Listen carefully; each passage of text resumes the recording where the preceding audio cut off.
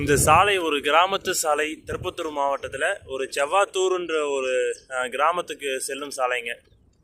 இந்த பலகை ஒன்று வச்சுருக்காங்க. இது வந்து பார்த்திங்கன்னா ஒரு கோரிக்கை ஒன்று இந்த நம்ம சாலைன்ற அப்ளிகேஷனில் கொடுத்த பின்னாடி அதை வச்சாங்க. எதுக்காக அதை வச்சாங்கன்னா, இங்கே ஸ்கூல் இருக்குது, வளைவு பகுதி, மறைவு கரெக்டாக ஒரு வாகனம் வருதுனாக்க அந்த பக்கம் என்ன வருதுன்னு இங்கே தெரியாது, கிட்ட போகும்போது தான் தெரியும்.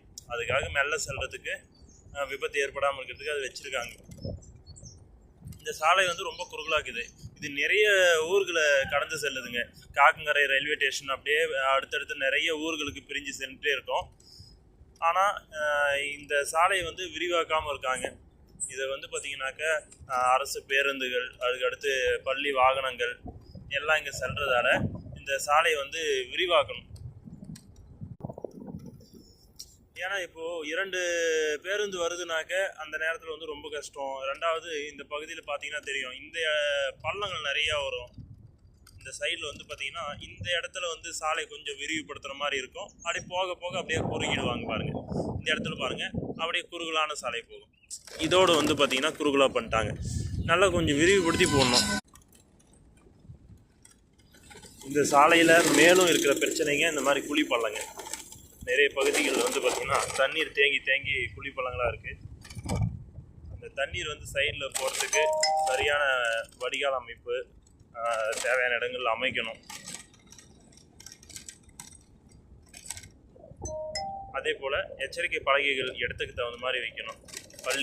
பள்ளிங்க, அப்புறம் வளைவு பகுதிங்க, எந்தெந்த இடத்துல என்னென்ன எச்சரிக்கை பலகை வந்து வைக்கணுமோ அதெல்லாம் வைக்கப்பட வேணும். அதெல்லாம் வைக்காமல் இருக்காங்க. இங்கே ஒரு பிரிட்ஜு வருங்க, அது பார்த்தீங்கன்னா தெரியும். இது மேலே வந்து பார்த்திங்கன்னா மழை பெய்யும் போது அந்த தண்ணீர் உள்ளே சேராமல் இருக்கிறதுக்கு மேலே இது போட்டிருக்காங்க. இப்போ தான் இது கொஞ்ச நாட்களுக்கு முன்பு தான் இது அமைச்சாங்க. ஆனால் ரொம்ப நாள் ப்ராசஸ், இப்போ தான் முழுமையாக அடைஞ்சிருக்கு. ரெண்டாவது, ஏன் இந்த கலர் அடிச்சிருக்காங்கன்னு தெரில. ஏன்னா ஒயிட் கலர் இருந்துச்சுனாக்க சின்ன வெளிச்சம் பட்டால் கூட நம்மளுக்கு வந்து பளிச்சுன்னு இருக்கும் உள்ளே. இந்த கலரில் இருக்கிறதால இருட்டாயிடுது.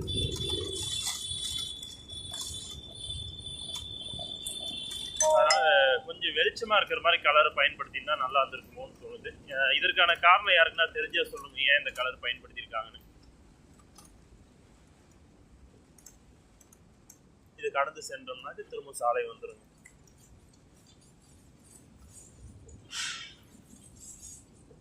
இரவு நேரத்தில் ரொம்ப கஷ்டம்.